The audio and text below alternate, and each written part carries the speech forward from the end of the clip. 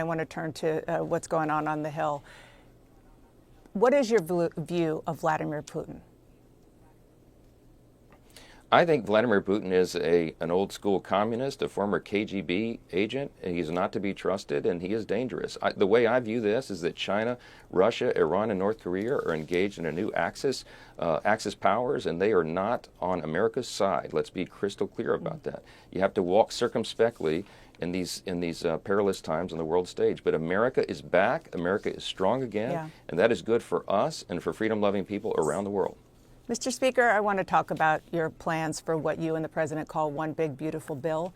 You had a big win this week in the House. You narrowly passed a key vote for that sweeping budget plan to do a lot of things, including extend Trump tax cuts, slash federal spending, at least give the parameters to do that.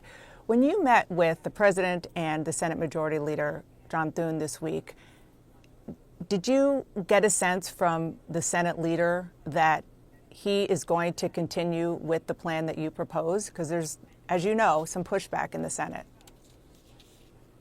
Well, there was a little initial pushback just on the strategy, but I'll say this very clearly. There is no daylight between the House Republicans and the Senate Republicans. We all have exactly the same idea and mission, and that is to deliver the America First agenda. The One Big Beautiful Bill is the vehicle to do that. And as Leader Thune has said, and Senator Lindsey Graham, Senator Ted Cruz, and others who were initially in favor of a different strategy, of a two-bill strategy, they acknowledge the importance of the House leading on this, I think. And I believe we're ultimately going to combine forces and get the One Big Beautiful Bill done. I think the effort is to get it done. The idea is to get it done by the end of April and get it to the President's desk for signature, because that will provide much needed relief to the American people, economic relief, stability for business owners and people who have to make decisions going forward. And in that same bill, Dana, will do all sorts of things. Make sure the border is secure. We will get American energy dominance going again. We will reduce red tape and cut down the bureaucracy in this country that the American people want us to do. And again, move one step forward even further in restoring peace through strength. So it's a critical piece of legislation. You met this past week with Elon Musk for several hours, I believe, on the White House complex.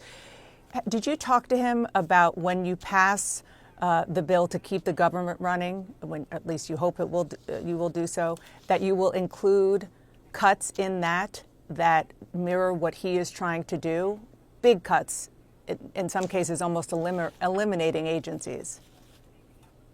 Yes, we're going to need a few more weeks, maybe a month or more, to qualify and quantify and then codify what Elon Musk and the DOGE effort is all about, and that is eliminating fraud, waste, and abuse in the government. He genuinely believes they may be able to find as much as $1 trillion, and that is going to make a big difference, obviously, in the budgeting for the federal government and the appropriations process going forward. Did he show you what he's doing? For the Yes, he has. He's shown me many of the examples of the outrageous abuses. And I'm telling you, Dana, when the American people understand what has been happening with our taxpayer dollars, that Congress has been unable to discern, even with our best oversight efforts, Elon has been able to crack the code. He's inside the belly of the beast of the bureaucracy, and the algorithms are crawling through the data constantly. And you are confident that things incredible. like 800 employees at NOAA, in the agency that is responsible for making sure that hurricanes at least are not as